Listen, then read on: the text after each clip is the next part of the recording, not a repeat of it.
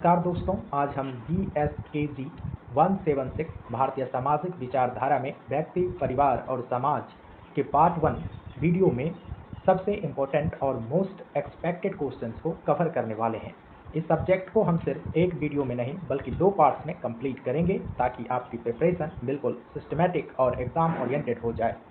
अगर आप इग्नू के स्टूडेंट हैं और लास्ट मोमेंट रिवीजन के लिए सिंपल और स्कोरिंग कंटेंट चाहते हैं तो यह वीडियो आपके लिए बहुत हेल्पफुल होने वाली है, क्योंकि मैंने सारे प्रश्नों के लिए आपको फ्लो चार्ट बना करके लाया है और प्रश्न का उत्तर बताने के बाद मैं फ्लो चार्ट से एक्सप्लेन भी करूंगा और आप उसको याद भी रख पाएंगे।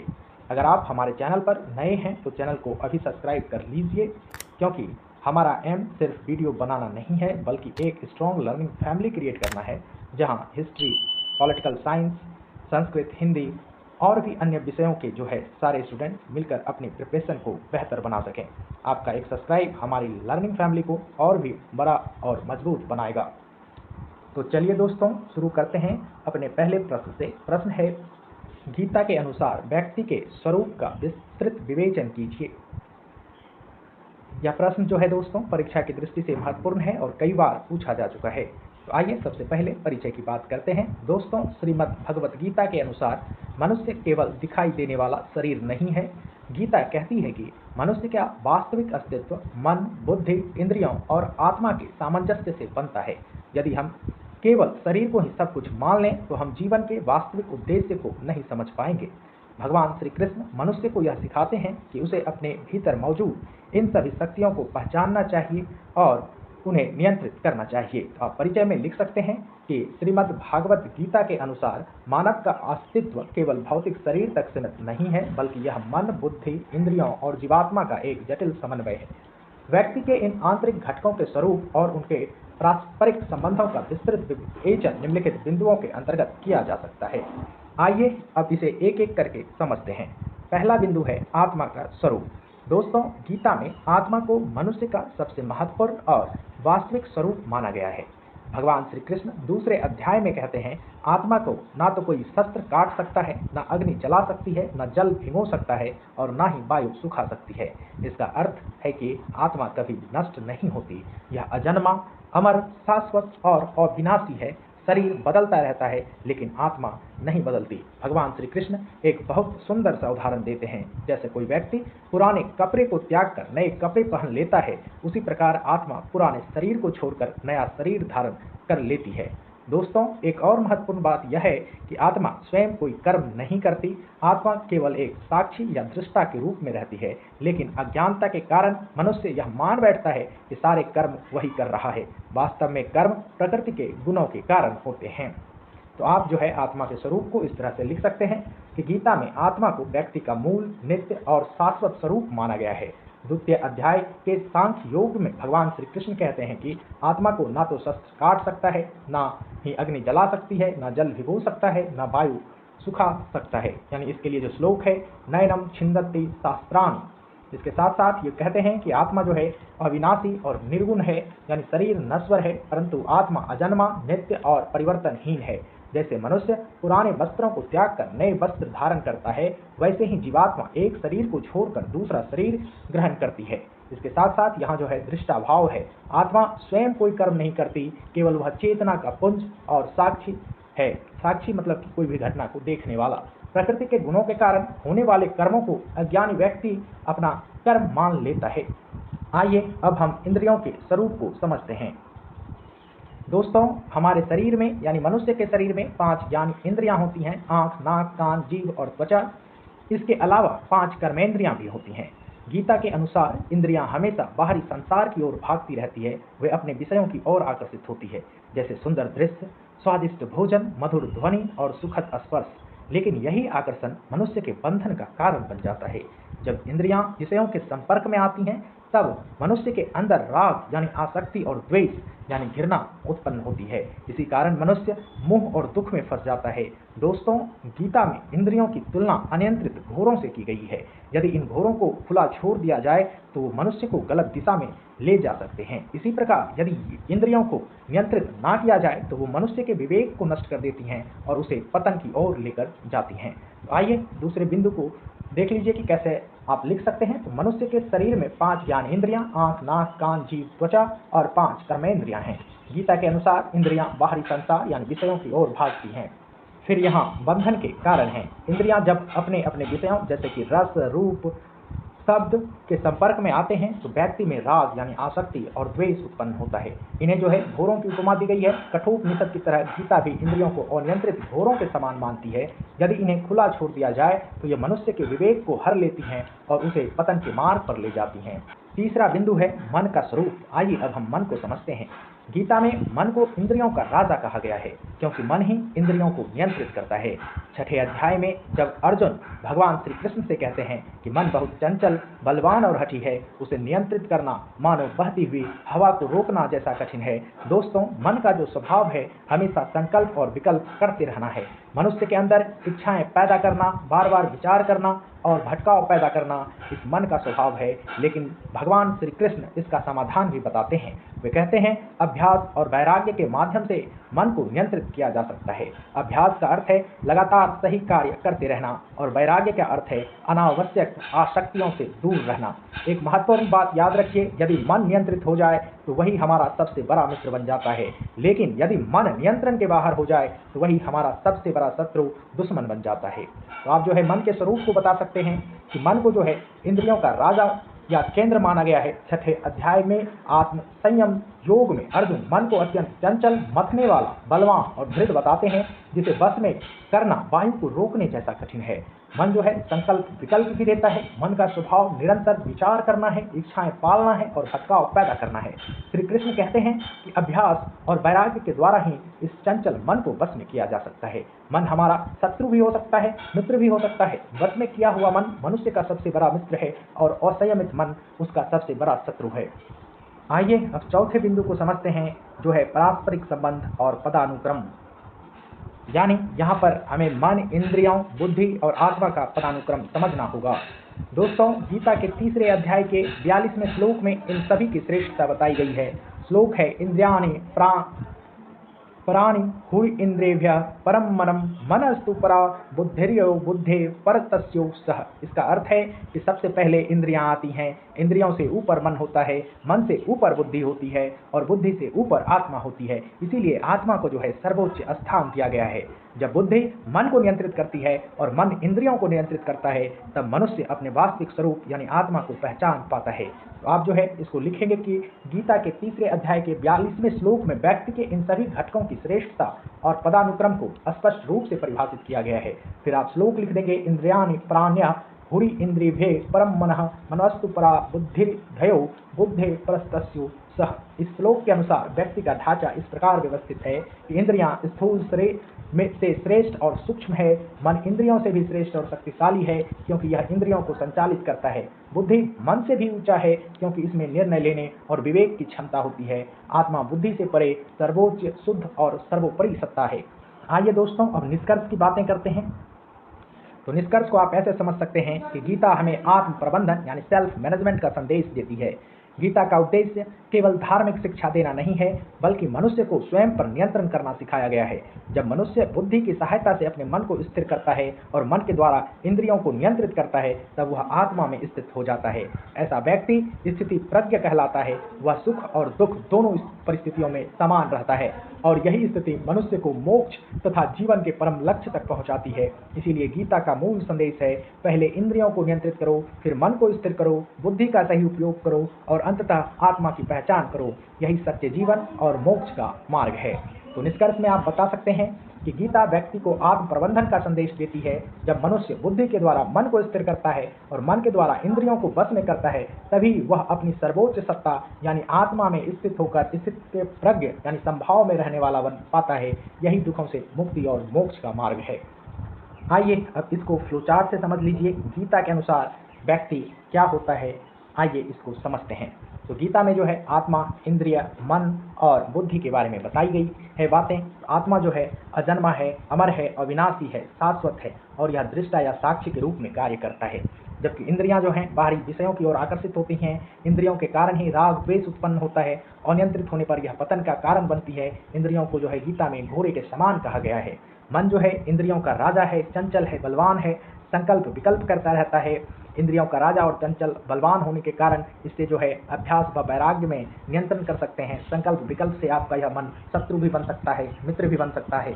फिर बुद्धि की अगर बात करें तो यह हमारे निर्णय लेने की क्षमता है, हमें विवेक प्रदान करती है, मन को नियंत्रित करती है, और जब नियंत्रित मन रहता है तो हम आत्म संतुलित होते हैं। इसके बाद जो दूसरा फ्लो चार्ट आप बना सकते हैं पदानुक्रम का, कि किस तरह से पहले इंद्रियां मन को कंट्रोल करती हैं और मन को हम बुद्धि से कंट्रोल करते हैं, और ये जब सारी चीज़ें हो जाती हैं तब हम आत्मा को समझ पाते हैं।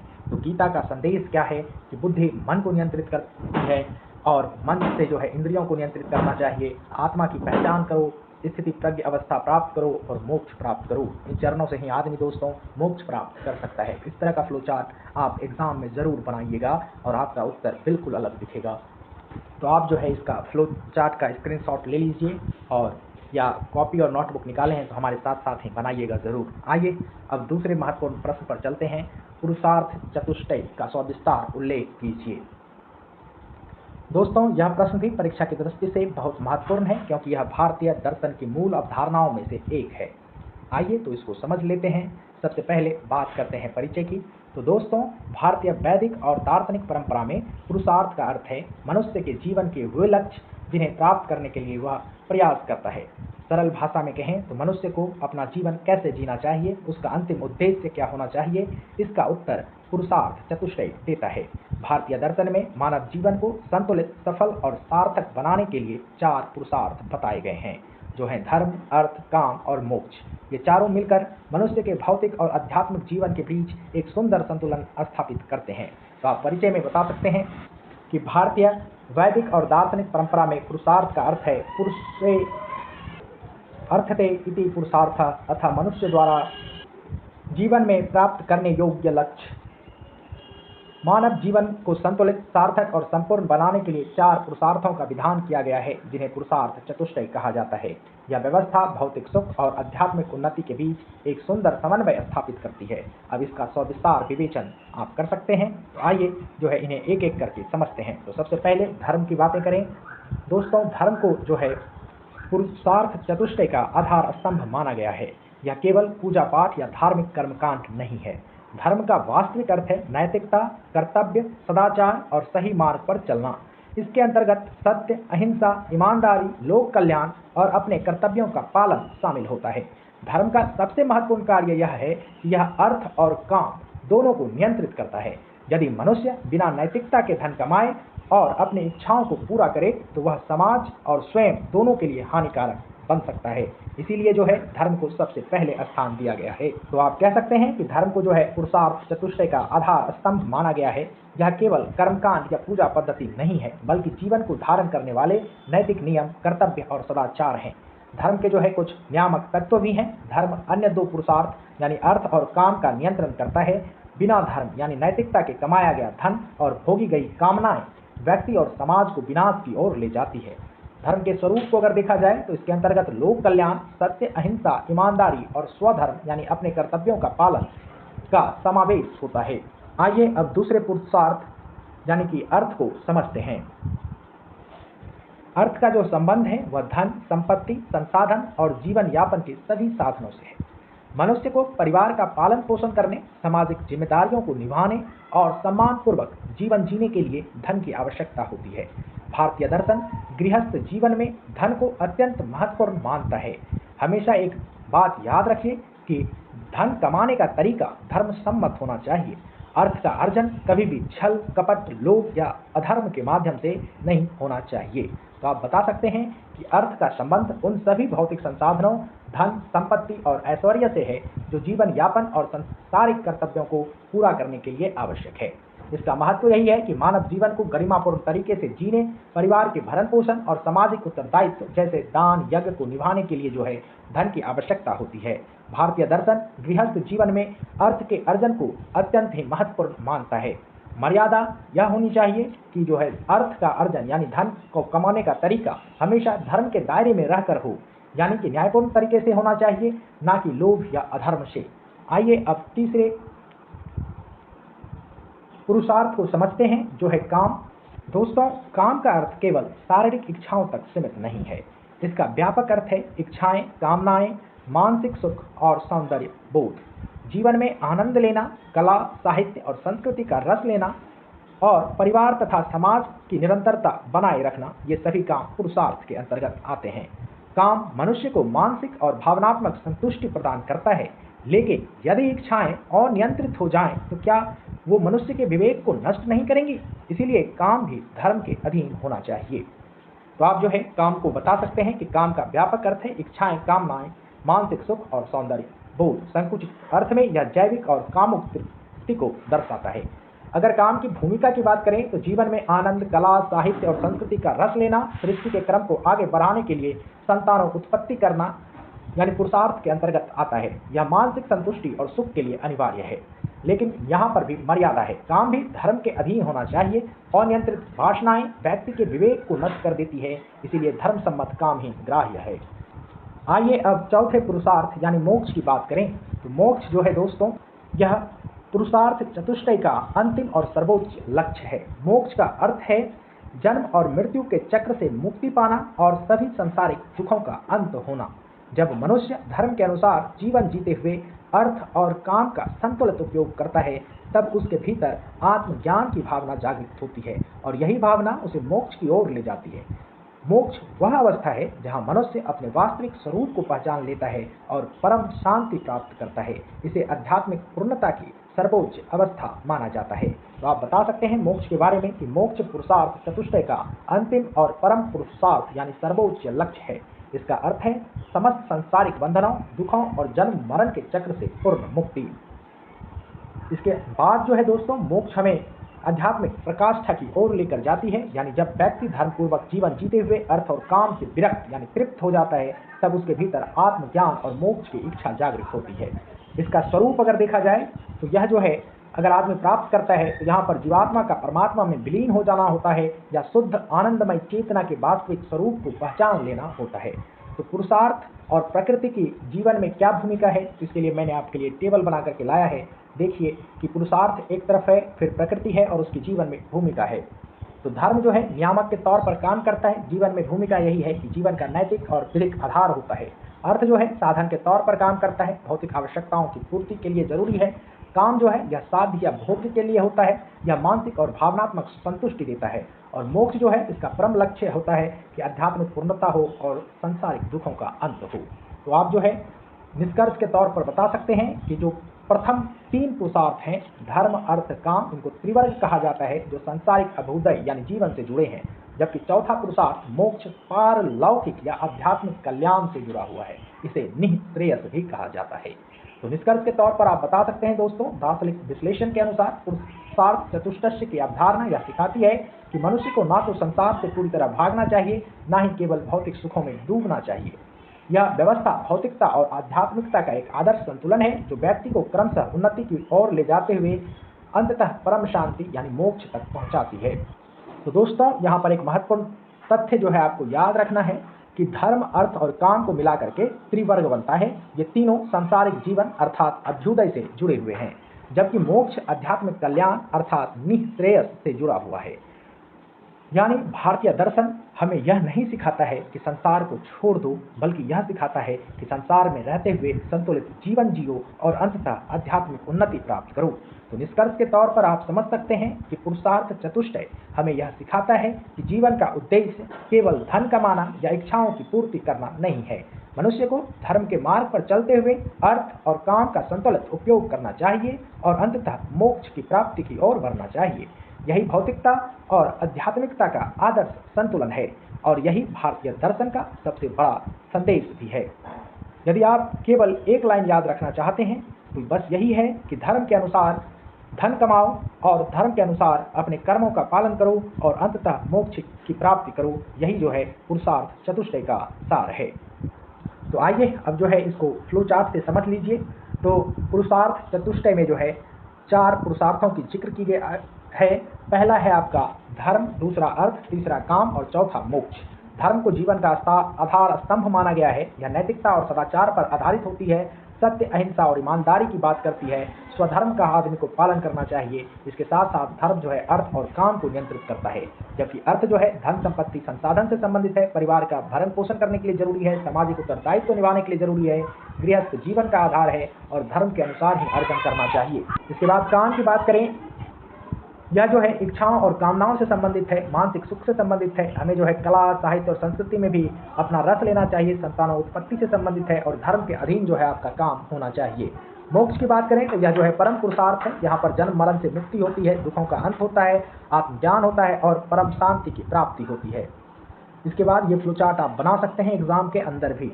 त्रिवर्ग की बात करें तो जो है इसमें 3 आता है, धर्म, अर्थ और काम को जो है सांसारिक जीवन यानी अभ्युदय के लिए जरूरी माना गया है। आइए अब जीवन के क्रम को देख लीजिए। तो जीवन के क्रम में जो है धर्म, उसके बाद अर्थ, काम और मोक्ष है, इसी तरह से फ्लो रहता है। और मुख्य संदेश यही है कि आपका जो है जीवन भौतिकता और आध्यात्मिकता का संतुलन होना चाहिए, तभी आपका क्रमिक उन्नति होगा। और जब ये सारी चीज़ें हो जाएंगी तब आपको परम शांति की प्राप्ति होगी। तो दोस्तों इसका स्क्रीनशॉट ले लीजिए। वैसे मैं PDF शेयर कर दूंगा। बस आप लोग से अनुरोध यही है कि जल्दी जो है चैनल को सब्सक्राइब कीजिए, ताकि आगे आने वाले समय में और भी विषयों का कंटेंट इस पर सिस्टमेटिक तरीके से आ सके।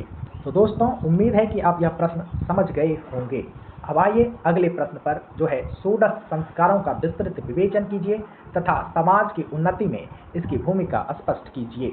तो दोस्तों यह भी प्रश्न बहुत ही महत्वपूर्ण है, क्योंकि यह भारतीय संस्कृति और दर्शन का जो है मूल आधार माना जाता है। तो आइए इसको समझिएगा ध्यान से। तो सबसे पहले परिचय की बात करते हैं। दोस्तों भारतीय सनातन परंपरा में मनुष्य के जन्म से लेकर मृत्यु तक के पूरे जीवन को पवित्र, अनुशासित और सुसंस्कृत बनाने के लिए 16 महत्वपूर्ण संस्कारों का विधान किया गया है, जिन्हें षोडश संस्कार कहा जाता है। ये केवल धार्मिक अनुष्ठान नहीं है, बल्कि व्यक्ति के शारीरिक, मानसिक, नैतिक और सामाजिक विकास की एक व्यवस्थित प्रक्रिया है। इसका उद्देश्य एक सामान्य मनुष्य को जिम्मेदार, संस्कारी और आदर्श नागरिक बनाना है। तो आप परिचय में इस तरह से लिख सकते हैं कि भारतीय सनातन परंपरा में मनुष्य के जन्म से लेकर मृत्यु तक के पूरे जीवन को पवित्र, सुसंस्कृत और पुरस्कृत करने के लिए 16 महत्वपूर्ण धार्मिक और सामाजिक अनुष्ठानों का विधान किया गया है, जिन्हें षोडश संस्कार कहा जाता है। ये संस्कार केवल धार्मिक कांड नहीं है, बल्कि व्यक्ति के मानसिक, शारीरिक और सामाजिक विकास के वैज्ञानिक सोपान हैं। आइए अब इन्हें क्रमवार समझते हैं, यानी 16 संस्कारों का वर्गीकरण और विवेचन को देखते हैं। तो इन 16 संस्कारों को मानव जीवन के विभिन्न चरणों के आधार पर मुख्य रूप से 5 भागों में बांटा जा सकता है। तो पहला जो है वर्ग वह है गर्भाधान पूर्व एवं जन्म पूर्व संस्कार। इसके अंतर्गत जो है दोस्तों 3 संस्कार आते हैं। पहला है गर्भाधान संस्कार, यानी इसका उद्देश्य योग्य और स्वस्थ संतान की प्राप्ति करना है। दूसरा है पुंसवन संस्कार, इसका उद्देश्य गर्भस्थ शिशु के संरक्षण और उसके मानसिक विकास को सुनिश्चित करना है। और तीसरा जो है इसमें यह है सीमंतो उन्नयन संस्कार, इसमें गर्भवती महिला को प्रसन्न और तनाव मुक्त रखने पर बल दिया जाता है, ताकि उसका जो है पॉजिटिव इम्पैक्ट बच्चा पर पड़े, यानी सकारात्मक प्रभाव शिशु पर पड़े। तो आप जो है गर्भाधान पूर्व एवं जन्म पूर्व संस्कार को बता सकते हैं। इसके तहत 3 संस्कार आते हैं। पहला है गर्भाधान, जो योग्य संतान के लिए होता है। दूसरा जो है आपका वह है पुंसवन, यानी गर्भ की रक्षा और मानसिक विकास के लिए। और तीसरा है सीमंतोन्नयन, यानी गर्भवती स्त्री को प्रसन्न रखने और गर्भस्थ शिशु के मानसिक परिष्कार के लिए। आइए अब दूसरे वर्ग की बात करते हैं, जो है शैशव अर्थात बचपन के संस्कार। दोस्तों जन्म के बाद 6 संस्कार किए जाते हैं। पहला है जात कर्म, यानी शिशु के जन्म के बाद मधु और घृत चटाया जाता है। फिर नामकरण होता है, इसमें शिशु का नाम रखा जाता है। फिर निष्क्रमण होता है, यानी पहली बार बच्चे को घर से बाहर ले जाकर के सूर्य और चंद्रमा के दर्शन कराए जाते हैं। फिर जो है निष्क्रमण के बाद अन्नप्राशन होता है, यानी इसमें पहली बार बच्चे को ठोस भोजन कराया जाता है। फिर जो है चूड़ा कर्म या मुंडन होता है, जिसमें बच्चे के सिर के बाल उतारे जाते हैं। फिर कर्णवेद होता है, यानी बच्चे के कान छेदे जाते हैं, जिसे स्वास्थ्य की दृष्टि से भी उपयोगी माना जाता है। तो आप जो है लिख सकते हैं कि जन्म के बाद शिशु के स्वागत और स्वास्थ्य के लिए 6 संस्कार होते हैं। इसमें पहला जो है जात कर्म है, वह शिशु को मृत्यु और घृत चटाने से संबंधित है। नामकरण में शिशु का नाम रखा जाता है। निष्क्रमण में जो है पहली बार घर से बाहर सूर्य या चंद्र का दर्शन कराया जाता है। फिर अन्नप्राशन होता है, पहली बार ठोस अन्न दिया जाता है। फिर चूड़ा कर्म या मुंडन होता है, सिर के बाल कटवाए जाते हैं। फिर कर्ण वेद होता है यानी कान छिदवाया जाता है, जो स्वास्थ्य की दृष्टि से भी उपयोगी है। आइए अब तीसरे वर्ग की बात करें, जो है शैक्षणिक संस्कार यानी विद्यारंभ किया जाता है। दोस्तों, शिक्षा और व्यक्तित्व विकास के लिए 5 जो है संस्कार निर्धारित किए गए हैं। इनमें पहला है विद्यारंभ। इसमें बच्चे को पहली बार अक्षर ज्ञान कराया जाता है। उसके बाद उपनयन या जनेऊ संस्कार होता है। इसमें विद्यार्थी गुरु के संरक्षण में आध्यात्मिक और शैक्षणिक जीवन की शुरुआत करती है। फिर वेदारंभ होता है, यानी इसमें वेदों और ज्ञान का अध्ययन शुरू होता है। फिर केशांत या गोदान या ब्रह्मचर्य आश्रम के अंतिम चरण का प्रतीक माना जाता है। फिर समावर्तन होता है, यानी कि इसमें दीक्षांत समारोह भी इसको कहा जाता है। इसको जो है शिक्षा जब बच्चा पूरा कर लेता है तब वह अपने घर की ओर लौटता है। तो यानी आप बता सकते हैं कि यहाँ पर जो है 5 संस्कार नियत हैं ज्ञानार्जन के लिए। पहला है विद्यारंभ यानी अक्षर ज्ञान। दूसरा उपनयन या जनेऊ, गुरु के पास जाकर के आध्यात्मिक जीवन की शुरुआत करना। तीसरा है वेदारंभ यानी वेदों का अध्ययन। चौथा है केशांत या गोदान यानी ब्रह्मचार्य की समाप्ति पर दाढ़ी मूछ की सफाई। और पांचवा है समावर्तन यानी दीक्षांत समारोह, शिक्षा पूर्ण करके बच्चे का घर लौटना, छात्र का घर लौटना। उसके बाद जो चौथा वर्ग है वह है गृहस्थ संस्कार। दोस्तों, शिक्षा पूरी होने के बाद व्यक्ति विवाह संस्कार के माध्यम से गृहस्थ जीवन में प्रवेश करता है। विवाह केवल 2 व्यक्तियों का मिलन नहीं है, यह परिवार, समाज और संस्कृति की निरंतरता बनाए रखने का माध्यम भी है। इसके माध्यम से व्यक्ति देव ऋण, ऋषि ऋण और पितृ ऋण को पूरा करने का प्रयास करता है। और पांचवा जो वर्ग है वह है अंतिम संस्कार। जीवन के अंत में जो है अंत्येष्टि संस्कार किया जाता है। इसमें शरीर को पंच तत्व में विलीन कर दिया जाता है। तो यह हमें शिक्षा देता है कि शरीर नश्वर है लेकिन आत्मा अमर है। अब जो है गृहस्थ संस्कार को बता सकते हैं कि शिक्षा पूर्ण होने के बाद व्यक्ति जो है विवाह संस्कार के माध्यम से गृहस्थ जीवन में प्रवेश करता है, जो समाज की निरंतरता और 3 ऋणों यानी देव, ऋषि और पितृ से मुक्ति के लिए अनिवार्य है। फिर आप अंतिम संस्कार के बारे में बताएंगे कि जीवन की समाप्ति पर होने वाला अंत्येष्टि संस्कार, जिसके द्वारा भौतिक शरीर को पंचतत्व में विलीन कर दिया जाता है। दोस्तों, आइए अब हम जो है 16 संस्कारों की समाज की उन्नति में क्या भूमिका है इसको समझते हैं। तो पहला जो है दोस्तों वह है कि चरित्र निर्माण और अनुशासन। उपनयन और वेदारंभ जैसे संस्कार व्यक्ति के अंदर संयम, ब्रह्मचर्य और नैतिक मूल्यों का विकास करते हैं। एक अच्छा चरित्र ही मजबूत समाज की नींव रखता है। दूसरा जो है वह है सामाजिक उत्तरदायित्व की भावना। विवाह और समावर्तन के संस्कार व्यक्ति को यह सिखाते हैं कि उसका जीवन केवल अपने लिए नहीं है बल्कि परिवार, समाज और राष्ट्र के लिए भी है। तीसरा है स्वास्थ्य और मनोवैज्ञानिक विकास। अन्नप्राशन, निष्क्रमण और कर्णभेद जैसे संस्कार शारीरिक और मानसिक स्वास्थ्य को मजबूत बनाने में सहायक माना जाता है, जिससे स्वस्थ समाज का निर्माण होता है। चौथा है सामाजिक समरसता और एकता। इन संस्कारों में परिवार, रिश्तेदार और समाज के लोग एक साथ भाग लेते हैं। इससे सहयोग, भाईचारा और सामूहिक चेतना जो है मजबूत होती है। तो आप कह सकते हैं कि 16 संस्कार व्यक्ति के माध्यम से उन्नत समाज के निर्माण की एक सामूहिक नीतिशास्त्र प्रणाली है। अब समाज की प्रगति में आप इसका योगदान दिखा सकते हैं। पहला है चरित्र निर्माण और अनुशासन। उपनयन और वेदारंभ जैसे संस्कार व्यक्ति के भीतर संयम, ब्रह्मचर्य और नैतिक मूल्यों का बीजारोपण करते हैं। एक चरित्रवान नागरिक ही मजबूत समाज की नींव रखता है। दूसरा जो है दोस्तों वह है सामाजिक उत्तरदायित्व का बोध। विवाह और संवर्तन जो है संस्कार व्यक्ति को यह सिखाते हैं कि उसका जीवन केवल व्यक्तिगत भोग के लिए नहीं बना है बल्कि समाज, परिवार और राष्ट्र के प्रति उसके गहरे कर्तव्य हैं। तीसरा जो है वह है स्वास्थ्य और मनोविज्ञान। अन्नप्राशन, निष्क्रमण और कर्णभेद जैसे संस्कार वैज्ञानिक रूप से शिशु को शारीरिक रोग प्रतिरोधात्मक क्षमता और मानसिक स्वास्थ्य को दुरुस्त करते हैं, जिससे एक स्वस्थ समाज तैयार होता है। इसके बाद जो है सामाजिक समरसता और जुड़ाव को भी यह मजबूत करता है। इन अनुष्ठानों में जब भी कोई उत्सव वगैरह होता है तो परिवार, रिश्तेदार और समाज के विभिन्न वर्गों की सहभागिता होती है, जिससे आपसी सौहार्द, सहयोग और सामूहिक चेतना की भावना बलवती होती है। अब आइए निष्कर्ष की बात करें तो संक्षेप में यह कहा जा सकता है कि 16 संस्कार जैविक मनुष्य को सामाजिक और सांस्कृतिक मनुष्य में बदलने की एक अद्भुत दार्शनिक प्रक्रिया है।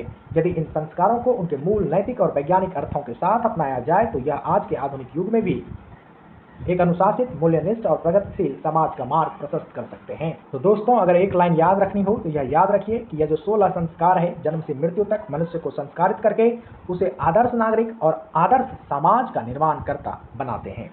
तो आइए अब इसको जो है फ्लोचार्ट से समझ लीजिए। ये 16 संस्कार जो है 5 वर्गों में इसको बांटा गया है। पहला है गर्भाधान पूर्व एवं जन्म पूर्व, जिसमें 3 संस्कार आते हैं, गर्भाधान, पुष्पन और जो है सीमांतोन्नयन। फिर दूसरा है शैशव संस्कार, जिसमें 6 संस्कार आते हैं, जैसे जात कर्म, नामकरण, निष्कर्म, अन्नप्राशन, चूराकर्म या मुंडन, फिर कर्णभेद। फिर जो तीसरा है वह है शैक्षणिक संस्कार, इसमें 5 आते हैं, विद्यारंभ, उपनयन, वेदारंभ, केशांत और समावर्तन। गृहस्थ संस्कार में एक आता है विवाह और अंत्येष्टि संस्कार में भी एक आता है जो है अंत्येष्टि। अगर 16 संस्कारों से संबंधित प्रश्न आएगा तो इस तरह का फ्लो चार्ट आप बिल्कुल बनाएंगे। अच्छा प्रेजेंटेशन देगा ये आपके उत्तर को। अब आइए कि समाज की उन्नति में यह कैसे सहायक है। तो यह चरित्र निर्माण कराता है, सामाजिक उत्तरदायित्व का बोध कराता है, स्वास्थ्य का विकास कराता है और सामाजिक समरसता को बढ़ावा देता है। फिर आप मुख्य संदेश उसका बता सकते हैं कि जन्म से मृत्यु तक कि यह संस्कार देता है, आदर्श नागरिक निर्माण कराता है और प्रगतिशील समाज निर्माण में भी सहायक है। दोस्तों, उम्मीद है कि यह प्रश्न आपको बिल्कुल क्रिस्टल क्लियर तरीके से समझ में आ गया होगा। मैं ज़्यादा टाइम लगा करके आपको बता रहा हूँ ताकि आप एग्जाम में लिख पाएँ, कॉपी भर पाएँ और अच्छे मार्क्स उठा पाएँ। तो आपका भी दायित्व बनता है कि आप हमें सपोर्ट करें, अपना प्यार दिखाएं। वीडियो अच्छी लग रही हो तो वीडियो को लाइक ज़रूर करें। चलिए दोस्तों, अब हम अपने चौथे और बेहद महत्वपूर्ण प्रश्न को समझेंगे, जो है रामायण कालीन परिवार के वर्गीकरण तथा संरचना के आधार पर परिवार के विभिन्न प्रकारों का वर्णन कीजिए। दोस्तों, सबसे पहले परिचय की बात करें तो वाल्मीकि रामायण केवल एक धार्मिक ग्रंथ नहीं है, बल्कि यह भारतीय समाज, संस्कृति, नीतिशास्त्र और पारिवारिक मूल्यों का एक महत्वपूर्ण दर्पण है। रामायण कालीन समाज मूल रूप से परिवार प्रधान समाज था। उस समय परिवार केवल रहने की व्यवस्था नहीं थी, बल्कि शिक्षा, अनुशासन, नैतिकता और सामाजिक मूल्यों का केंद्र भी था। रामायण में परिवारों का मुख्य रूप से जो वर्गीकरण है वह 3 आधारों पर किया जाता है। तो आइए उसके बारे में समझेंगे। तो सबसे पहले आप परिचय को इस तरह से बता सकते हैं कि वाल्मीकि रामायण भारतीय समाज, नीतिशास्त्र और पारिवारिक मूल्यों का एक उत्कृष्ट दर्पण है। रामायण कालीन समाज मूलतः परिवार प्रधान था, जहां पारिवारिक संरचना और वर्गीकरण के स्पष्ट आधार दिखाई देते थे। तो आइए रामायण के संदर्भ में परिवार के वर्गीकरण के आधार और उनके विभिन्न प्रकारों का जो है हम लोग विस्तृत विवेचन करते हैं। तो सबसे पहले बातें करें रामायण कालीन परिवार के वर्गीकरण की आधार की। तो रामायण में जो है परिवारों का वर्गीकरण मुख्य रूप से 3 आधारों पर किया जा सकता है। आइए अब इन आधारों को जो है समझते हैं। तो पहला जो आधार है वह है सत्ता और अधिकार के आधार पर। दोस्तों, इसका अर्थ है कि परिवार में निर्णय लेने की शक्ति किसके पास होती है। यहाँ पर जो है परिवार का मुखिया अंतिम निर्णय लेता था और सभी सदस्य जो है उसकी आज्ञा का पालन करते थे। दूसरा आधार है पीढ़ियों और आकार के आधार पर, यानी इसका जो अर्थ है कि परिवार में कितनी पीढ़ियां और कितने सदस्य एक साथ रहते हैं, यानी उस समय जो है अधिकांश परिवार बड़े और संयुक्त हुआ करते थे। तीसरा आधार है पारस्परिक संबंध और कर्तव्यों पर। इसका अर्थ है कि परिवार के सदस्यों के बीच नैतिक, सामाजिक और धार्मिक संबंध कैसे थे। सभी सदस्य अपने अपने कर्तव्यों का पालन करते थे। तो आप जो है यहाँ 3 प्रकार बता सकते हैं। पहला सत्ता और अधिकार के आधार पर परिवार में निर्णय लेने की शक्ति किसके पास है। दूसरा पीढ़ियों और आकार के आधार पर, यानी परिवार का विस्तार और उसमें रहने वाले सदस्यों की संख्या कितनी है। तीसरा आप पारस्परिक संबंध और कर्तव्यों के आधार पर बताएंगे कि सदस्यों के बीच नैतिक और विधिक संबंध कैसा है। आइए अब जो है संरचना के आधार पर परिवार के विभिन्न प्रकारों को देखते हैं। तो पहला प्रकार जो है वह है संयुक्त परिवार। दोस्तों, रामायण कालीन समाज की सबसे बड़ी विशेषता संयुक्त परिवार प्रणाली थी। अयोध्या का राज परिवार इसका सबसे अच्छा उदाहरण है। इसमें राजा दशरथ, उनके 4 पुत्र और उनकी पत्नियां एक साथ रहते थे। संपत्ति, भोजन और जिम्मेदारियां सभी सामूहिक होती थी। ऐसे परिवार में व्यक्तिगत इच्छाओं से अधिक परिवार की प्रतिष्ठा और बड़ों की आज्ञाओं को महत्व दिया जाता था। तो आप लिख सकते हैं कि रामायण कालीन समाज की मुख्य विशेषता संयुक्त परिवार प्रणाली थी। अयोध्या का राज परिवार इसका सर्वोत्कृष्ट उदाहरण है। विशेषताओं की बात करें तो इसमें कई पीढ़ियां, जैसे राजा दशरथ, उनके 4 पुत्र और उनकी पत्नियां एक ही छत के नीचे रहती थी। परिवार का भरण पोषण, संपत्ति और रसोईया सामूहिक होता था, यानी किचन। मूल्य यहाँ से ये मिलता है कि ऐसे परिवार में व्यक्तिगत इच्छाओं से ऊपर पारिवारिक प्रतिष्ठा और पितातुल्य आज्ञा को महत्व दिया जाता था। आइए अब दूसरे तरह के परिवार की बात करें तो यह है पितृसत्तात्मक परिवार। दोस्तों, रामायण काल का समाज पूरी तरह से पितृसत्तात्मक था। इसका अर्थ है कि परिवार का समाज मतलब परिवार का जो सबसे वरिष्ठ पुरुष है वही परिवार का मुखिया होता था। जैसे राजा दशरथ और राजा जनक, उनके निर्णय अंतिम और सर्वमान्य होते थे। पुत्रों का कर्तव्य पिता की आज्ञा का पालन करना था। इसका सबसे बड़ा उदाहरण भगवान श्री राम है। उनके जो है पालन किया उन्होंने आज्ञा का अपने पिता का, तो उन्होंने पिता की वचन की रक्षा के लिए जो है 14 वर्ष का वनवास स्वीकार कर लिया। इसी प्रकार वंश और उत्तराधिकार भी पिता से पुत्र को प्राप्त होता था। उसके बाद जो तीसरा है वह है बहुपत्नी मूलक परिवार। दोस्तों, रामायण काल में विशेष रूप से राजाओं और उच्च वर्गों में बहुपत्नी प्रथा प्रचलित थी। जैसे राजा दशरथ की 3 रानियां थीं, कैकेयी, कौशल्या और सुमित्रा। ऐसे परिवारों में कभी कभी सौतेले संबंधों के कारण जटिल परिस्थितियां उत्पन्न हो जाती थीं। इसका उदाहरण है कैकेयी का वह निर्णय जिसमें उन्होंने भरत के लिए राज्य और राम के लिए वनवास मांगा। यह घटना स्वार्थ और कुल धर्म के बीच संघर्ष को दर्शाती है। तो आप बता सकते हैं कि रामायण में परिवार की संरचना पूरी तरह से पितृसत्तात्मक और पितृवंशीय थी। विशेषता यह था कि परिवार का ज्येष्ठ पुत्र जैसे राजा दशरथ या जनक ही कुल का मुखिया होता था। उनके निर्णय अंतिम और सर्वमान्य होते थे। पुत्रों का कर्तव्य पिता की आज्ञा का अक्षरशः पालन करना था, जैसा कि भगवान राम ने 14 वर्ष के वनवास को स्वीकार करके सिद्ध किया। वंश परंपरा थी यहाँ, कुल का नाम और उत्तराधिकार पिता से ही पुत्र को हस्तांतरित होता था। इसके अलावा तीसरा जो परिवार था वह बहुपत्नी मूलक परिवार था। रामायण काल में विशेष रूप से राजाओं और उच्च कुलीन परिवारों में बहुपत्नी प्रथा के कारण एक विशिष्ट पारिवारिक संरचना बनती थी। जैसे इसकी विशेषता यही थी कि राजा दशरथ की 3 मुख्य रानियां कौशल्या, कैकेयी और सुमित्रा थी। ऐसे परिवारों में सौतेले भाइयों और माताओं के बीच का संबंध कभी कभी जटिल हो जाता था। नीतिगत पक्ष की यहाँ पर आप बात करेंगे कि कैकेयी द्वारा भरत के लिए राज्य और राम के लिए वनवास मांगना इसी प्रकार के अंतर्द्वंद को दर्शाता है जहाँ स्वार्थ और कुल धर्म का टकराव होता है। फिर जो चौथा प्रकार का परिवार है वह है आदर्श अनुज आधारित परिवार। यह संयुक्त परिवार का ही एक उप प्रकार है जहाँ भाइयों को आपसी प्रेम परिवार की रीढ़ होता है। इसकी विशेषताएं यह है कि राम लक्ष्मण भरत शत्रुघ्न का आपसी संबंध निस्वार्थ था। भरत राजा बनने के बजाय राम की चरण पादुका रखकर शासन करते हैं और लक्ष्मण भाई के साथ बन चले जाते हैं। यह संरचना आधुनिक विघटित परिवारों के लिए एक महान आदर्श प्रस्तुत करती है। तो दोस्तों आप आदर्श अनुज आधारित परिवार को ऐसे समझ सकते हैं कि यह संयुक्त परिवार का ही एक विशेष रूप था। इसमें भाइयों के बीच प्रेम, त्याग और समर्पण को सबसे अधिक महत्व दिया जाता था। राम, लक्ष्मण, भरत और शत्रुघ्न इसके सर्वोत्तम उदाहरण है। लक्ष्मण अपने बड़े भाई राम के साथ वनवास चले जाते हैं, भरत स्वयं राजा बनने से इनकार कर देते हैं और राम की चरण पादुका को सिंहासन पर स्थापित कर शासन चलाते हैं। यह आदर्श भाईचारे का सुंदर उदाहरण माना जाता है और आज के समाज के लिए यह प्रेरणा है। तो दोस्तों आइए अब निष्कर्ष की तरफ चलते हैं। तो निष्कर्ष में आप बता सकते हैं कि रामायणकालीन परिवार केवल एक सामाजिक इकाई नहीं थे, बल्कि वे धर्म और कर्तव्य की पाठशाला थे।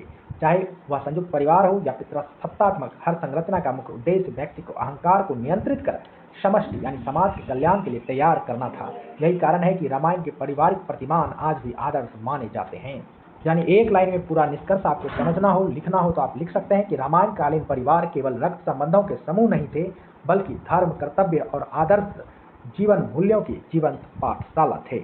आइए अब इसको फ्लो चार्ट से समझ लीजिए। रामायण कालीन परिवार, यहाँ पर आप सबसे पहले वर्गीकरण का आधार बताएंगे कि सत्ता और अधिकार, पीढ़ियों और आकार और पारस्परिक संबंध और कर्तव्य के आधारों पर वर्गीकृत किया जाता था।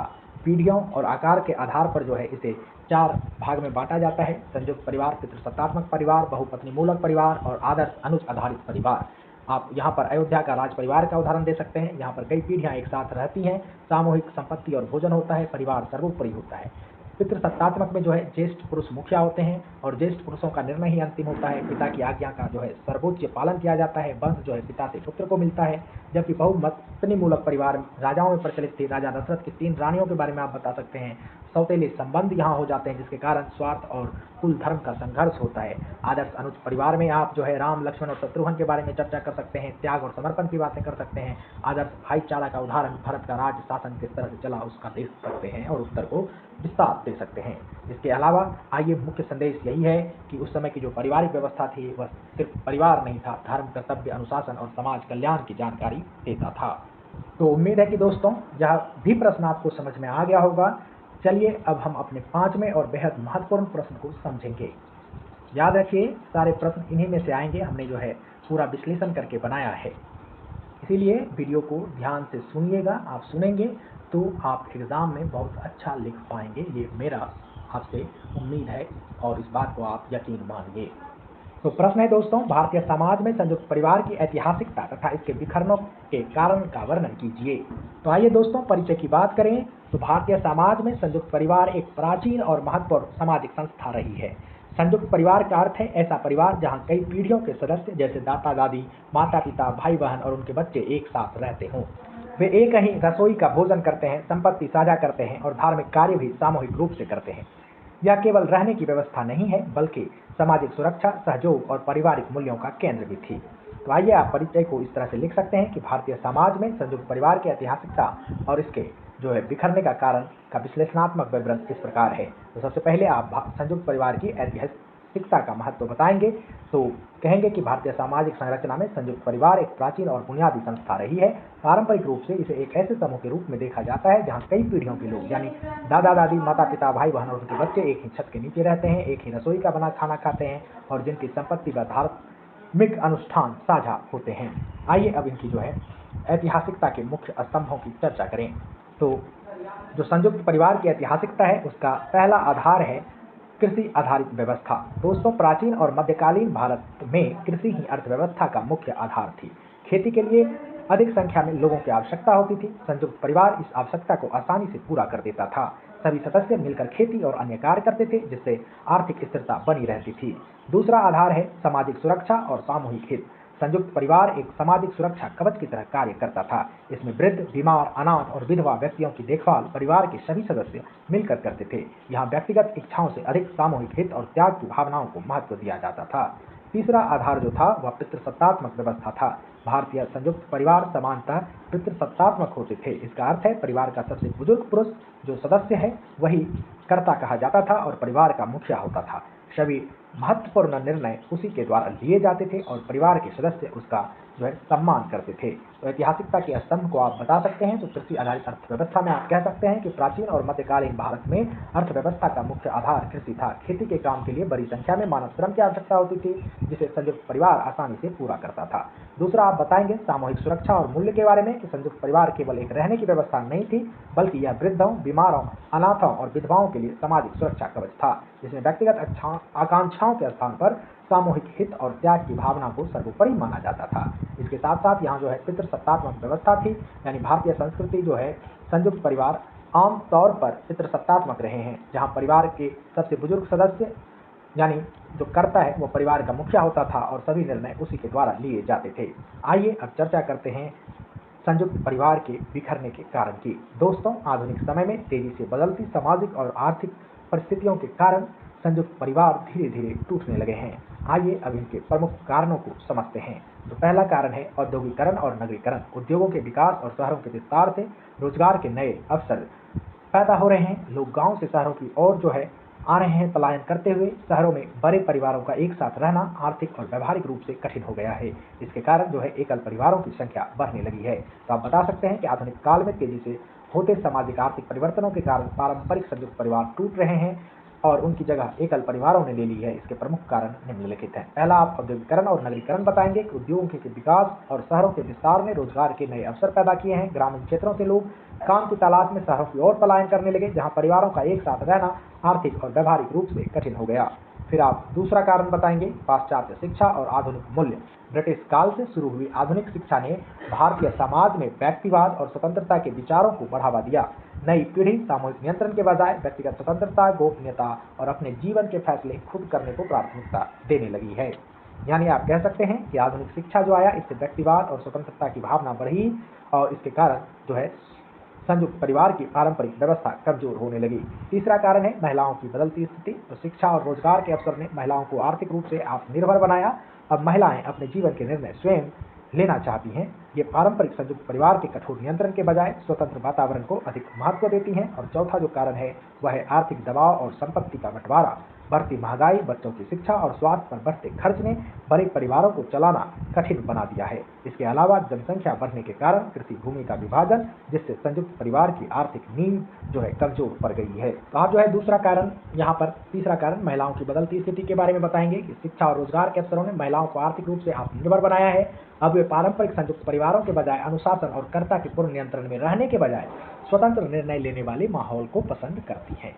फिर आप आर्थिक संपत्ति दबाव और संपत्ति के बंटवारा की चर्चा करेंगे कि बढ़ती महंगाई, बच्चों का शिक्षा, स्वास्थ्य का बढ़ता हुआ खर्च और सीमित आय के कारण बड़े परिवारों के जो है चलाना बोझ बनने लगा है।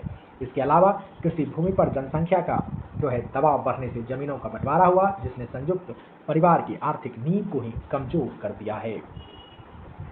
तो निष्कर्ष को दोस्तों आप ऐसे समझ सकते हैं कि संयुक्त परिवार का बिखरना इस संस्था का पूर्ण अंत नहीं है बल्कि समय के साथ उसका जो है परिवर्तन है।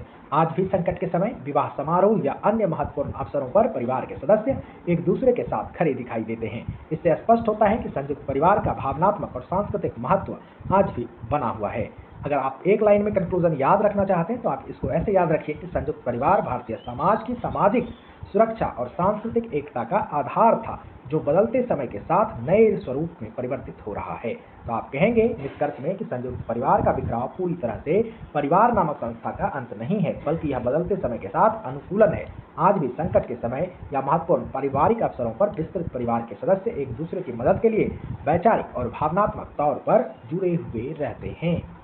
आइए अब इसको जो है फ्लो चार्ट से समझ लीजिए कि कैसे आप इसको लिख पाएंगे। तो सबसे पहले आप जो है संयुक्त परिवारों की ऐतिहासिकता की चर्चा करेंगे। आप बताएंगे कि कृषि आधारित व्यवस्था था, सामाजिक सुरक्षा मिलती थी, सामूहिक हित को जो है प्राथमिकता दिया जाता था और पूरी व्यवस्था जो है पितृसत्तात्मक थी। इसके अलावा जो है आप परिवार के बिखरने के कारण को बता सकते हैं, जिसमें औद्योगिकरण, नगरीकरण, पाश्चात्य शिक्षा, व्यक्तिवाद, महिलाओं की बदलती स्थिति, आर्थिक दबाव और संपत्ति का बंटवारा जो है यह मुख्य कारण है। और इसके लिए आप जो है फ्लो चार्ट बना सकते हैं। और संयुक्त परिवार की जो मुख्य विशेषता थी उसमें एक रसोई, साझा संपत्ति और कई पीढ़ियां एक साथ थी। निष्कर्ष के तौर पर कह सकते हैं कि परिवर्तन हुआ है, परिवार नाम की संस्था समाप्त नहीं हुई है, अभी भी भावनात्मक जुड़ाव बना हुआ है। तो उम्मीद है दोस्तों आपको भी यह प्रश्न समझ में आ गया होगा। चलिए अब छठे महत्वपूर्ण प्रश्न की ओर बढ़ते हैं। छठा प्रश्न है, संस्कृत साहित्य के विशेष संदर्भ में मनुष्य और प्रकृति की एक रूपता का विश्लेषण कीजिए। तो आइए दोस्तों परिचय की बात करें। तो दोस्तों संस्कृत साहित्य की सबसे बड़ी विशेषता यह है कि यहाँ प्रकृति को केवल पेड़, पौधे, नदियाँ, पर्वत या बादलों का समूह नहीं माना गया है, बल्कि प्रकृति को मनुष्य का साथी, सहचर और संवेदनशील मित्र माना गया है। विशेष रूप से उपनिषदों और महाकवि कालिदास की रचनाओं में मनुष्य और प्रकृति के बीच गहरा संबंध दिखाई देता है।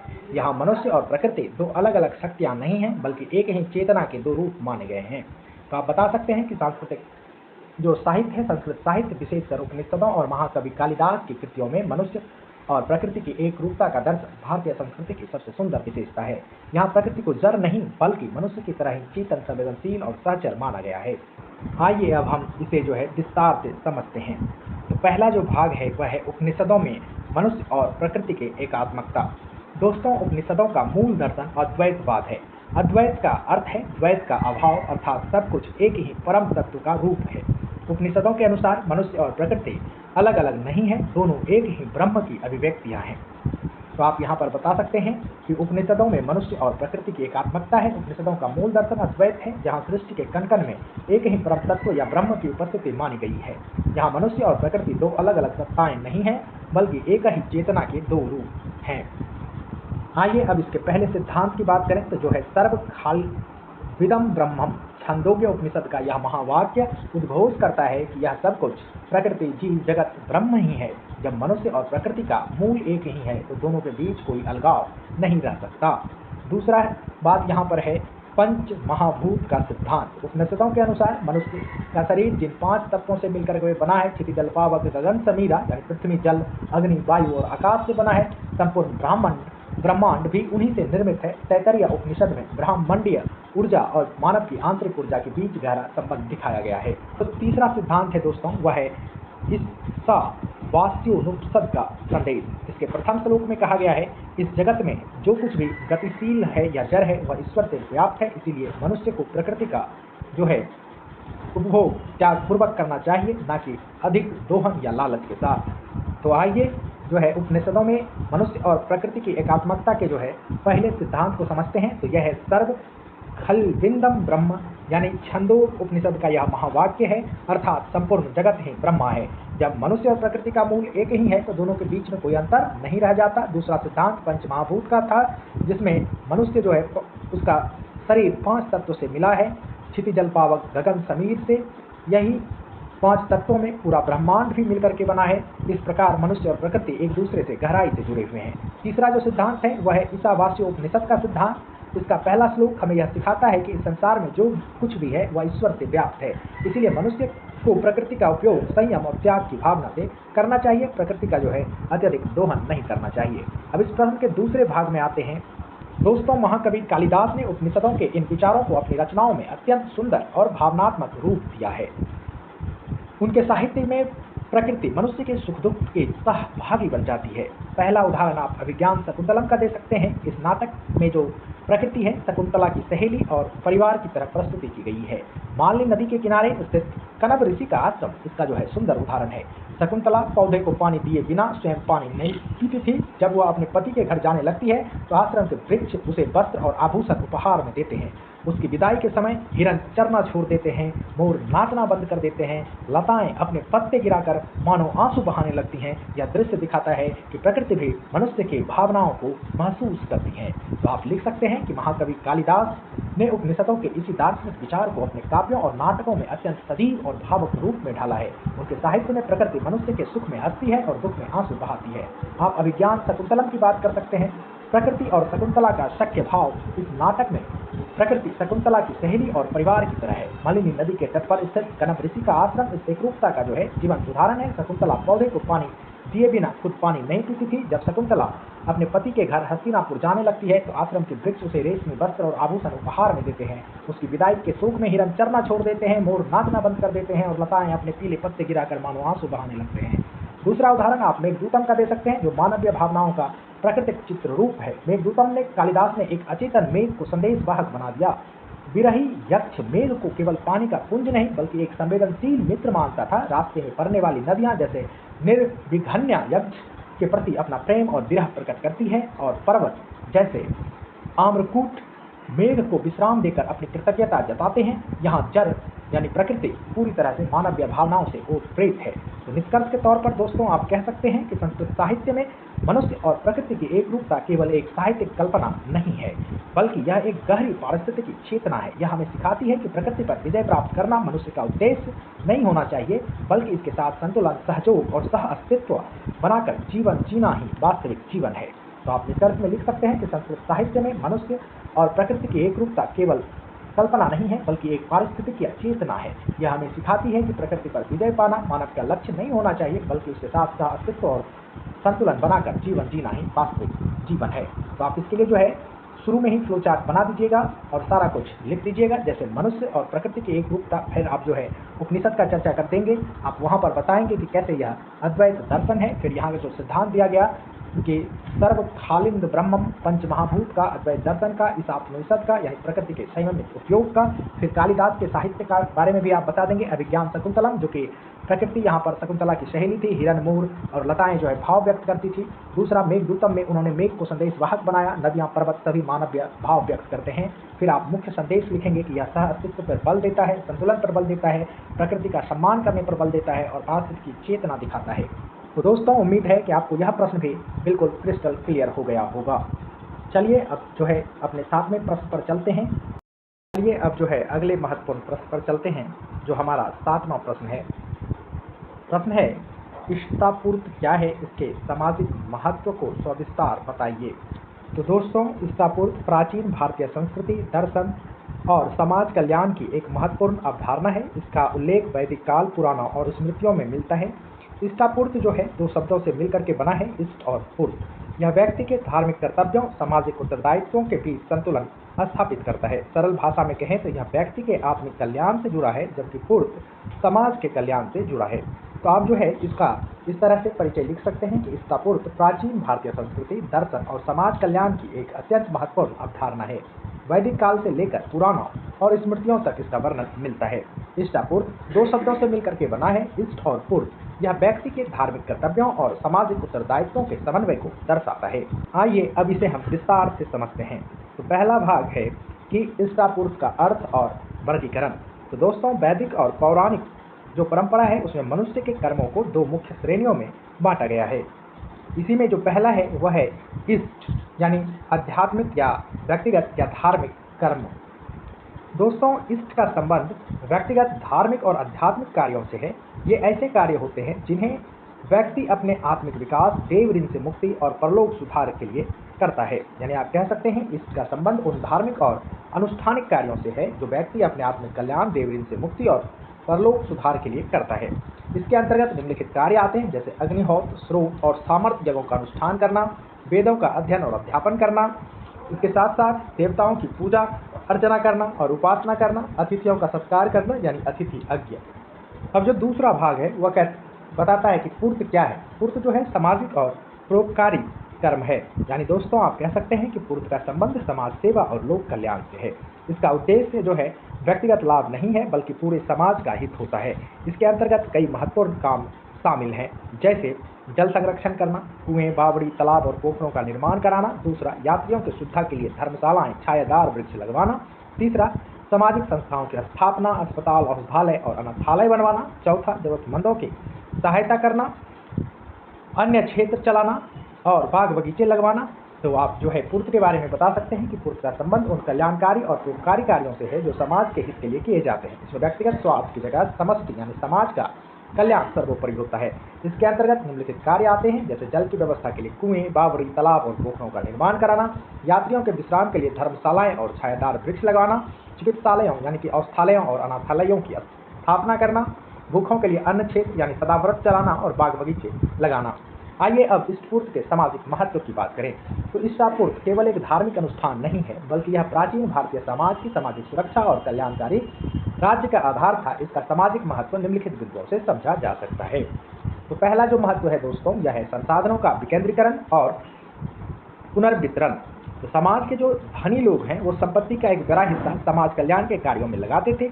इससे आर्थिक असमानता कम होती थी। दूसरा महत्व है पर्यावरण और जो है जल संरक्षण, तालाब बनवाना, वृक्षारोपण करना पूर्त कार्य का महत्वपूर्ण हिस्सा था। इससे जो है पर्यावरण संतुलन बना रहता था और जल संकट कम होता था। तीसरा जो इसका महत्व है सामुदायिक भावना का विकास, कुएं, धर्मशालाएं और चिकित्सालय सभी के लिए खुले होते थे। इससे समाज में जो है भाईचारा और सहयोग की भावना विकसित होती थी। और जो चौथा महत्व है इसका, वह है राज्य पर निर्भरता कम होता था, यानी शिक्षा, स्वास्थ्य, बुनियादी सुविधाओं का निर्माण जो है समाज के लोग स्वयं करते थे। इससे राज्य पर जो है अतिरिक्त आर्थिक बोझ नहीं आता था। इसके साथ साथ जो है नैतिक उत्तरदायित्व की स्थापना होती थी। शास्त्र में ऐसा कहा गया कि इष्ट से व्यक्ति को स्वर्ग मिलता है, जबकि पूर्त से शाश्वत कृति और मोक्ष प्राप्त होता है। इससे जो है समाज को सेवा सर्वोच्च नैतिक कर्तव्य माना गया है। तो आप बता सकते हैं कि इष्टापूर्त के माध्यम से समाज के धनी वर्ग यानी राजा, सामंत, श्रेष्ठी या व्यापारी स्वैच्छिक रूप से अपनी संपत्ति का एक बड़ा हिस्सा जो है सार्वजनिक संपदा के निर्माण में लगाते थे।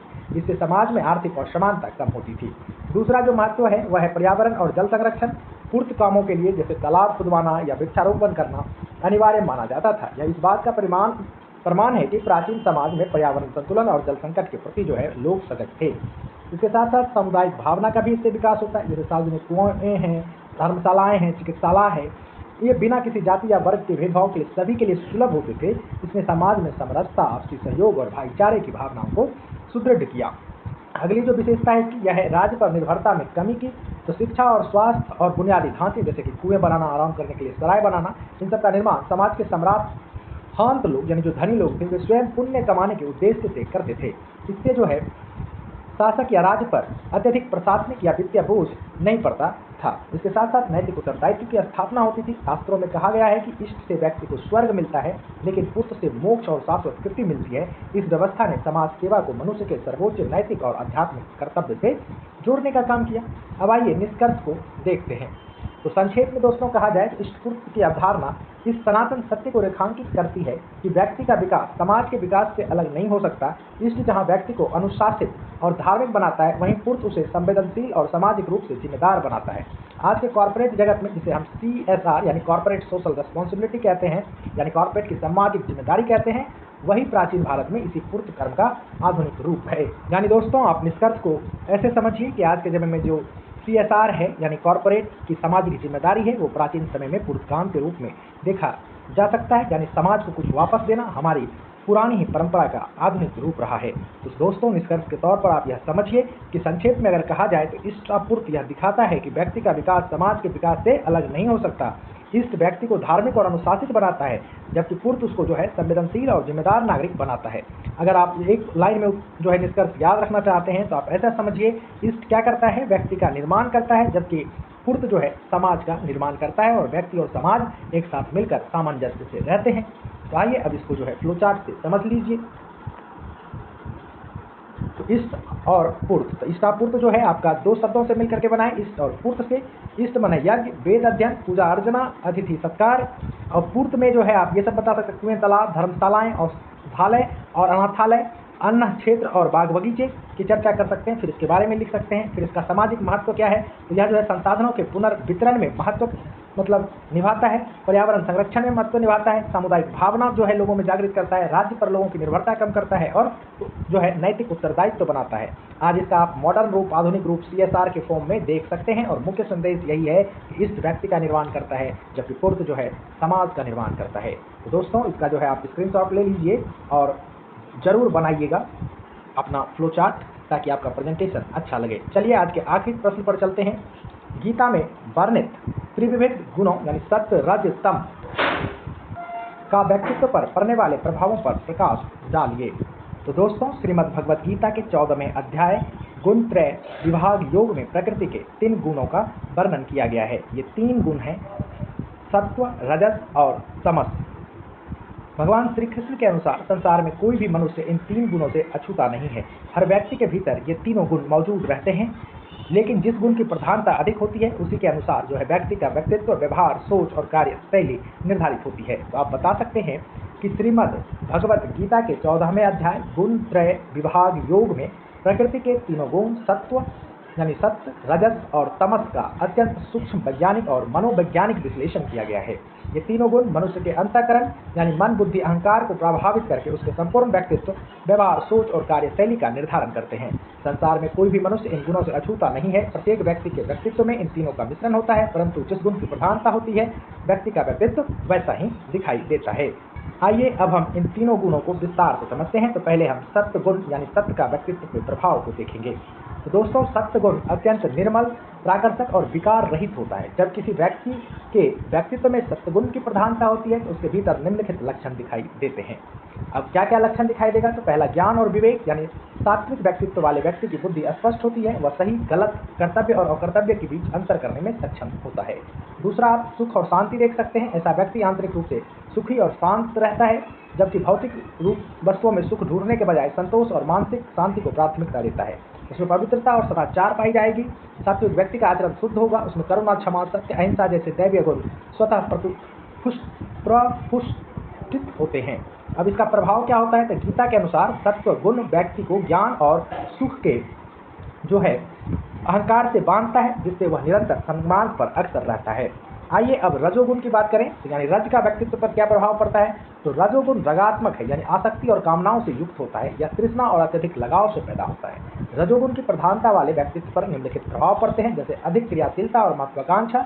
यानी रजोसासी व्यक्ति कभी शांत नहीं बैठ सकता है, उसमें कुछ न कुछ नया करने, पाने और बड़ा बनने की अधिक दौड़ लगी रहती है। इन व्यक्तियों में लोभ और कामना होती है। ऐसे व्यक्ति अपनी इच्छाओं और वासनाओं का दास होता है। मुझे यह पद, प्रतिष्ठा और धन मिल जाए, यही उसकी सोच का केंद्र होता है। और वह जो है अशांति और तनाव का जो है शिकार हो जाता है, क्योंकि इच्छाएं अनंत होती है। इसीलिए रजोसासी व्यक्ति हमेशा मानसिक और शांति, प्रतिस्पर्धा की भावना और तनाव से घिरा रहता है। कर्म के फल का उससे अत्यधिक जुड़ाव होता है और इसका प्रभाव यही है कि यह गुण मनुष्य के सकाम कर्मों यानी फल की इच्छा के लिए किए गए कार्य और उनके बंधनों में जकड़े रखता है। आइए अब बात करें तमोगुण का व्यक्तित्व प्रभाव। तो तमोगुण जो है अज्ञान से उत्पन्न होता है और यह सभी जीव आत्माओं को भ्रमित यानी मोहित करने वाला है। जब व्यक्तित्व पर तमोगुण हावी होता है तो इसके निम्नलिखित जो है नकारात्मक प्रभाव दिखाई देते हैं। पहला जो प्रभाव है वह है प्रमाद और आलस्य, यानी तमोगुणी व्यक्ति अत्यंत आलसी होता है। यह आज के काम को कल पर टालने की प्रवृत्ति रखता है और रचनात्मक कार्य के समय को नष्ट करता है। उसके बाद अज्ञान और मतिभ्रम पाया जाएगा। ऐसे व्यक्ति के पास सही निर्णय लेने की क्षमता नहीं होगी। वह भ्रम, अंधविश्वास और संकीर्ण सोच का शिकार रहेगा।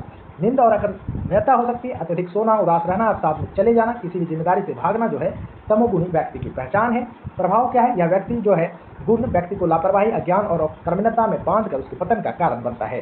तो निष्कर्ष आप क्या निकाल सकते हैं कि गीता के अनुसार एक आदर्श और संतुलित व्यक्तित्व वह है जहाँ सत्व गुण सर्वोच्च शिखर पे हो, रजोगुण का उपयोग केवल सही और धर्मसम्मत कार्यों की गतिशीलता के लिए किया जाए और तमोगुण का उपयोग केवल शरीर को आवश्यक विश्राम जैसे रात की नींद देने के लिए हो। इन तीनों गुणों को समझने का मुख्य उद्देश्य जो है वो आत्म मूल्यांकन करना है, ताकि मनुष्य अपने भीतर के तम और रज को नियंत्रित करके सत्व गुण बढ़ा सके और अंततः इन तीनों गुणों से ऊपर उठकर गुणातीत अवस्था को प्राप्त कर सके, जो कि व्यक्तित्व विकास की सर्वोच्च प्रकाष्ठा है। दोस्तों, यहाँ पर मैंने तो सिर्फ लाइन बाय लाइन आपको पढ़ के सुना दिया है, अब इसको थोड़ा समझ लीजिए। तो आइए हम लोग जो है आपको लेकर चलते हैं फिर से सबसे पहले गुण की तरफ, जो है सत्व गुण। दोस्तों, सत्वगुण सबसे श्रेष्ठ और निर्मल गुण माना गया है। यह प्रकाश, ज्ञान और प्रतीकता का प्रतीक है। जब किसी व्यक्ति में सत्वगुण की प्रधानता होती है तो वो उसके व्यक्तित्व में जो है कई पॉजिटिव चेंजेस यानी सकारात्मक परिवर्तन दिखाई देते हैं। पहला जो प्रभाव है वह है ज्ञान और विवेक का। सात्विक व्यक्ति सही और गलत के बीच अंतर करने में सक्षम होता है। उसका बुद्धि स्पष्ट रहेगा और संतुलित रहेगा। हर जो डिसीजन लेगा वह सोच समझ कर लेगा। दूसरा प्रभाव है सुख और शांति या मानसिक स्थिति का। ऐसा व्यक्ति बाहरी वस्तुओं में सुख नहीं ढूंढता, वह संतोष, आत्मसंयम और आत्म शांति यानी कि आंतरिक शांति को महत्व देता है। तीसरा जो प्रभाव है वह है पवित्रता और सदाचार, यानी कि सात्विक व्यक्ति के अंदर जो है करुणा, सत्य, अहिंसा, क्षमा और दया जैसे गुण विकसित होंगे। ऐसा व्यक्ति समाज में सम्मान प्राप्त करेगा। गीता का संदेश क्या है? गुण वाले व्यक्ति के लिए कि सत्व गुण वाले मनुष्य को ज्ञान और सुख से जोड़ता है और उसे सदैव सही मार्ग पर जो है आगे बढ़ाता है। दूसरा जो गुण है वो है रजोगुण। तो दोस्तों रजोगुण का जो है ना संबंध वह इच्छाओं, महत्वाकांक्षाओं और गतिविधियों से होता है। यह व्यक्ति को हमेशा सक्रिय बनाए रखता है, लेकिन इसकी अधिकता जो है कई समस्याएं उत्पन्न करती है, जैसे कि अत्यधिक क्रियाशीलता जो है व्यक्ति के अंदर ला देती है। जो प्रधान व्यक्ति जो है कभी भी शांत नहीं बैठ सकता है, उसके भीतर हमेशा कुछ न कुछ बड़ा करने और आगे बढ़ने की इच्छा बनी रहती है। दूसरा प्रभाव है लोभ और कामना की। ऐसा व्यक्ति धन, पद और प्रतिष्ठा के पीछे लगातार भागता रहता है। उसकी सोच का केंद्र जो है केवल उसका उपलब्धि बन जाता है। तीसरा जो है प्रभाव है वह अशांति और तनाव का है, यानी इच्छाएं कभी खत्म होगा ही नहीं। तो रजो प्रधान व्यक्ति अक्सर जो है तनाव में, कंपटीशन में, चिंता से घिरा रहता है। गीता इससे व्यक्तियों के लिए कहती है कि व्यक्ति को कर्म और उसके फल में जो है बांधने के लिए यह गुण है। तमोगुण जो है वह अज्ञानता से उत्पन्न होता है। तमोगुण जो है दोस्तों वह अज्ञान, भ्रम और निष्क्रियता का प्रतीक है। यह व्यक्तित्व के विकास में सबसे बड़ी बाधा माना जाता है। इसका जो पहला प्रभाव है वह है प्रमाद और आलस, यानी तमोगुणी व्यक्ति को काम टालने की जो है आदत रहता है, वह समय का सदुपयोग नहीं करता है। दूसरा प्रभाव है अज्ञान और मति भ्रम, यानी ऐसा व्यक्ति जो है सही निर्णय ले ही नहीं पाएगा, उसका संकीर्ण सोच होगा, अंधविश्वास का वो शिकार हो जाएगा। तीसरा प्रभाव है निद्रा और अप्रमेयता, यानी ज़्यादा सोएगा, जिम्मेदारियों से बचेगा, हमेशा जो है मुंह बना के उदास रहेगा। तो ये सब जो है तमोगुण व्यक्ति की पहचान है। गीता का संदेश यही है कि तमोगुण व्यक्ति को अज्ञान, लापरवाही और पतन की ओर ले जाता है। तो निष्कर्ष के तौर पर आप कह सकते हैं कि गीता हमें यह नहीं सिखाती है कि केवल एक गुण होना चाहिए, बल्कि यह सिखाती है कि कैसे तीनों गुणों का संतुलन होना चाहिए। सत्व गुण सबसे अधिक होना चाहिए, रजोगुण का उपयोग केवल अच्छे और धर्मसम्मत काम के लिए हमको करना चाहिए, और तमोगुण का उपयोग केवल शरीर को आवश्यक विश्राम देने के लिए होना चाहिए। और जो है गुणातीत अवस्था की बात करता है। दोस्तों गीता का जो है अंतिम लक्ष्य सत्य गुण तक सीमित नहीं है। इसका उद्देश्य मनुष्य को इन तीनों गुणों से ऊपर उठाना है, जिसे गुणातीत अवस्था कहा जाता है। यही व्यक्ति जो है अपने विकास की सर्वोच्च अवस्था में आता है। यानी आप कह सकते हैं कि गीता के 3 गुण मानव व्यक्तित्व को समझने का जो है मनोवैज्ञानिक और वैज्ञानिक आधार प्रदान करते हैं। सत्वगुण उस व्यक्ति को ऊंचाई देगा, रजोगुण उसको सक्रिय बनाएगा और तमोगुण उसे नीचे की ओर खींचेगा। इसलिए हमें अपने भीतर सत्वगुण को बढ़ाना चाहिए तथा रज तथा तम को नियंत्रित करना चाहिए। अगर आप जो है एक लाइन में उत्तर याद रखना चाहते हैं तो आप ऐसे याद रखिए कि सत्वगुण व्यक्ति को ऊपर उठाता है, जबकि तमोगुण जो है और रजोगुण उसको नीचे गिराता है। तो आप जो है त्रिभुज गुण का इस तरह से चर्चा कर सकते हैं। पहले आप फ्लोचार्ट में सत्वगुण बनाएंगे, जहाँ पर ज्ञान, विवेक, सुख और शांति, सदाचार और पवित्रता की बात करेंगे। रजोगुण के अंदर महत्वाकांक्षा, लोभ, कामना, तनाव और अशांति की बात करेंगे। तमोगुण में आलस्य, अज्ञान और भ्रम और अपनेता की बात करेंगे। तो हमें जो है अपने जीवन में इनका जो है संतुलन बिठाना होगा। सत्व जो है सबसे अधिक रखना होगा, रज जो है यानी धर्म सम्मत कार्य कर्म, और तम जो है आवश्यक विश्राम, इसको कम रखना होगा। और अंतिम लक्ष्य हमारा क्या होगा कि हम गुणातीत अवस्था में पहुंच जाएं। तो दोस्तों इसी के साथ BSKG 176 पार्ट 1 के 8 मोस्ट एक्सपेक्टेड क्वेश्चन पूरे हो चुके हैं। मुझे उम्मीद है कि अगर आपने इस वीडियो को शुरुआत से लेकर अंत तक ध्यान से देखा है और सभी फ्लो चार्ट की मदद से आप अगर रिवीजन करेंगे तो आपके एग्जाम प्रिपरेशन का बहुत ही बड़ा हिस्सा कंप्लीट हो चुका होगा। लेकिन दोस्तों अभी वीडियो खत्म नहीं होती, क्योंकि पार्ट 2 भी उतना ही महत्वपूर्ण होने वाला है। पार्ट 2 में हम बाकी के मोस्ट एक्सपेक्टेड क्वेश्चंस को कवर करेंगे, जो कि शॉर्ट नोट वाले टाइप को होंगे। इसलिए उस वीडियो को मिस मत कीजिएगा, क्योंकि वहाँ भी आपको जो है 4 शॉर्ट नोट लिखना है 10-10 मार्क्स का। और इसमें जो आपको 8 क्वेश्चन मैंने बताया है, उम्मीद है कि इसमें से आप जो है 4 क्वेश्चन या 3 क्वेश्चन अवश्य जो है आपको एग्जाम में देखने के लिए मिलेगा डिट्टो, और आप उसको कर भी लिए जाओगे। तो दोस्तों जो है इसीलिए पार्ट 2 जो है आपका 40 नंबर का है, तो उसको मिस मत कीजिएगा। वीडियो को जो है आप देखिएगा। आपको अगर हमारा मेहनत पसंद आ रहा है तो वीडियो को जेन्युइनली जो है मदद कर रहा है, तो वीडियो को लाइक कर दीजिए। और जो है चैनल को अभी तक सब्सक्राइब नहीं किए हैं तो सब्सक्राइब कर लीजिए। आपका एक सब्सक्राइब से ही हमारी लर्निंग फैमिली और भी मजबूत होती है। अगर वीडियो जो है आपको अच्छा लगा है तो अपना जो है ग्रुप में इसको शेयर कर सकते हैं, ताकि जो है आपके अन्य दोस्तों का भी मदद हो सके। तो मिलते हैं पार्ट 2 के साथ, तब तक के लिए धन्यवाद। जय